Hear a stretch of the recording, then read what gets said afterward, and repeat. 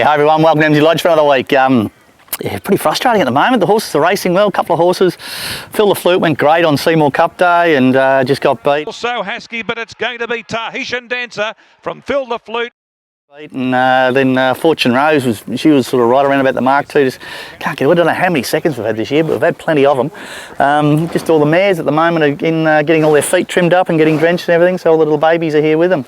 This is a mare called Midnight Charge, and there goes Beyond Pretty, sort of moving away past here. A little foal will follow her in a sec. That's a little Bella Spree foal following her, following mum. But yeah, we'll just get all the babies' feet trimmed up and the mum's feet trimmed up and drenched. So anyway, back to more important things is yeah, so the horses are going okay, just can't win a race at the moment. Thought the horses that raced on Geelong Cup Day, Ziggy sort of got back and Half Pie ran home and just needed to be more forward in the run, but I thought he went really good. He'll probably go to the Bland Cup now in a couple of weeks.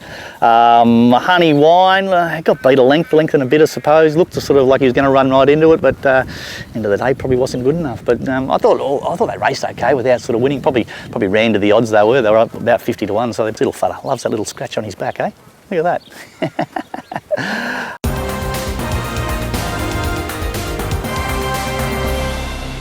Righto, so what do we got? We got runners this week. Yeah, look, I might even back up. I've got Phil the Flute in a 9:55 race on Friday night. It doesn't look like it's going to be a big field, and it doesn't look like it's a normal 9:55 where there's a heap of pressure early in the race. There's a couple of speedy horses, but nothing like sort of what Phil the Flute is. So I might even consider backing her up on Friday. I'll just see how she is on Friday morning, and if she's bouncing off the walls, well, she may as well have another crack on Friday night in a really good prize money race. I've got Hums in at Sale on Sale Cup Day. He was a bit disappointing. He had 60 kilos the other day and got on a heavy track and was 4 and 5 deep the whole trip, and I thought he was just sort of getting to the line as Beyond Pretty walks past us again. Yeah, girl, you're getting a bit jealous, are you? Getting a bit jealous. Where's your foal? Come over here, we'll talk to your foal. And no, doesn't want to be in it. I just thought he's a bit disappointing at the end of the day. Ryder come back and sort of said just to blame the wet track, and so we might give him a crack down at Sale on Sunday. We'll just see how he goes. I'll give him a gallop in the morning, and if he gallops up okay, he might go there. Next week, I've got about 4 or 5 horses trialling at Geelong on Monday as the girl walks past us. They're not helping much, these horses. They love the cameraman. Look at that. Come here, girl. Come here, girl. There you go. A couple of horses trialling. A horse called Gambier Son will probably trial. Quite a few, 3 or 4 trialling on Monday, which I'm pretty keen to sort of get them to the races. As far as next week goes, might run Fortune Rose at Seymour on the Thursday. She went really good the other day, and sort of get her back to fillies and mares grade. Come here, come here. You're pretty loving this. You want to go on the camera, girl, hey? You've been a broodmare for too long. You want to get back in the action race day.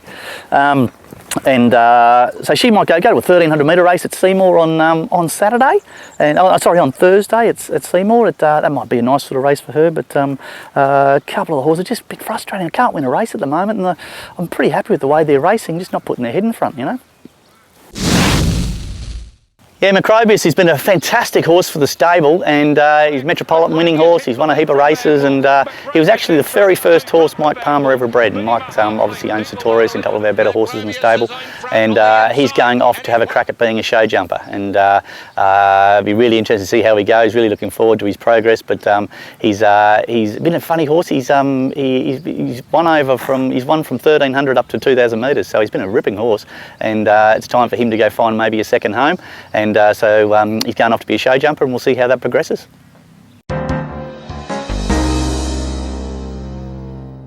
G'day guys, welcome to Around the Stables. Yeah, beautiful day at the farm here, and this is a new horse to the stable called Silkihim.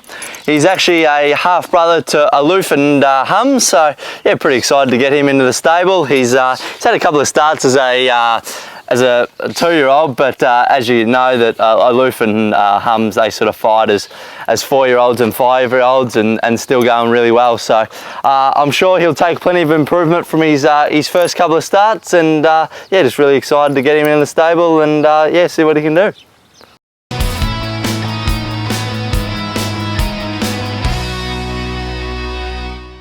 Hello everyone, John Dunne joining you looking at Saturday's Cox Plate race meeting, and after finding the winner of the Caulfield Cup last Saturday with Murder Glace, they've asked me back. Anyway, on Saturday, the best bet comes up in race 4, the Gerald Ryan trained filly Valami. She's chased home Loving Gabby and Libertini at the last couple, and she's the best bet. The best value bet comes up in the Crystal Mile Sikarandabad, and it's one that we've been tipped in the past. Only beaten 2.5 lengths in the Turak, should have finished much closer in the Group 1. He's the best value bet. And we'll use the same formula in the Cox Plate that we used in the Caulfield Cup. Japanese runner with Damien Lane on board. And of course I speak of the very, very smart mare, Lyska Show. They say she's by far and away the best Japanese horse to come to Australia. Well, if that's the case, they better start now if they're going to beat her. And at the $3.80, I think it's great shopping. Good punting. That's it for another week at Emsley Lodge. Thanks for watching. Yeah, the Japanese have come with full force, haven't they? Geez, that horse couldn't have been any more impressive winning the Caulfield Cup last week. I think Johnny Dunne might have even tipped it to you all, so listen to Johnny's tips this week. And they reckon the horse they got in the Cox Plate's even better than that one, so that'll be really interesting. What a great Cox Plate, eh? It's absolutely blanket over the whole field. There's an interesting horse from New Zealand called Tiakau Shark. He's actually a half-brother to a horse that we used to train called Roldana, which Mike sort of still owns and has got a beautiful brazen bow filly out of her. So we're really cheering Tiakau Shark home because, as I said, Mike's got the half sister to him, so that's only going to add value and a bit of interest for us anyway. Good luck to everybody going to the Cox Plate. It'll be a beauty. Till next week, see you later. On Saturday afternoon, the best bet comes up in race 4, the Gerald Ryan stock. To attend the Geelong Racehorse Thoroughbred. He was up probably racing in the best grade he's raced in all